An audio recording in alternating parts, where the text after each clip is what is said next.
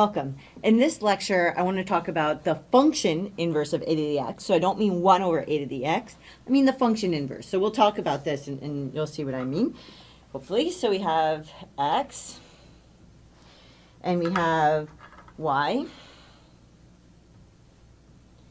Right? And then we have this graph of this function. Right, so this is y equals, and then I think my color scheme has been a to the x, and if it hasn't been, this is what it's going to be for now. And we happen to always know, this is, we might as well put this on here for helpfulness, that this crosses here right at 1. Perfect. Now, something that you might notice about this, looking at this, is that it passes the horizontal line test, right? This passes the horizontal line test.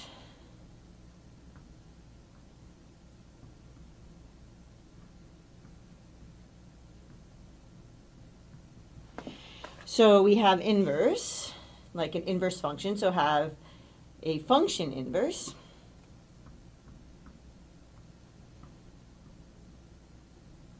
Right? And what I mean by that is we have this function, so we have log, and then we have a, and then if you input into here y, you get out x, where we know that, so you get out x, right? Precisely when, so this corresponds to, this symbol means that these two things correspond. I'm actually going to use it. It's not a symbol to get nervous about. It just means that these two things happen in precisely the same circumstance. So then we have a to the x equals y. Okay, so this is how this function, you can think of this as being how this function is defined. This is how I think about it, right? Like, yes, there's rules for logarithms and you should know them and so on. But as I'm going to say a million times, or have said a million times, which is that how do I think of the logarithm? I think about this relationship because I understand exponential functions much better than the logarithm. And something I want to point out here is this is still called the base. So this is still called the base.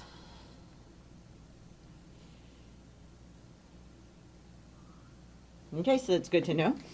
Now, in being in inverse, it still satisfies all of our inverse properties. Okay, so this satisfies all of our function inverse properties. So it satisfies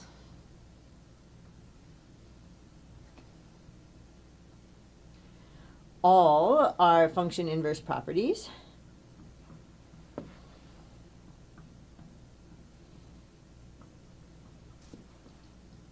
So let's kind of go through some of them. And then, for example,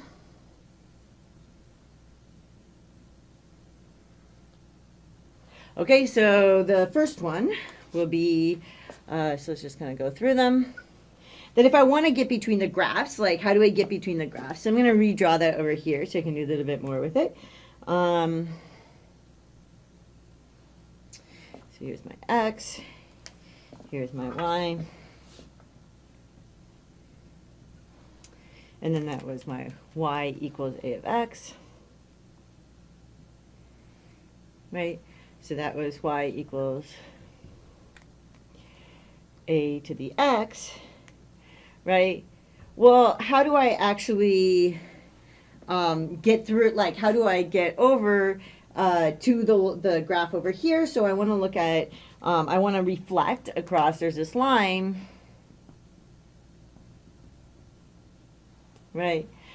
This is the x equals y line. So this is x equals y. And I reflect across there in order to get the graph, okay? So what am I going to do? I'm going to reflect across the x equals y line. So the x equals y line. And then I get the graph of the other function, and look at this, with the way I'm writing it. And then if you want your variables to be correct, you know how to kind of switch them everywhere. So this is y and this is x. Sometimes it helps to actually think of variables as colors so that then you can just call them whatever you want. It doesn't matter. So then what is my graph going to look like? So now I want my graph to actually kind of be orange here. Okay, so this is the graph of x equals, and then as I have over there, so this is log a of y, where I input that. Okay, so I have, right, so these are kind of how these correspond, and the fact that this intersects this axis at 1 doesn't change, right? This one then has to intersect this axis at 1, right?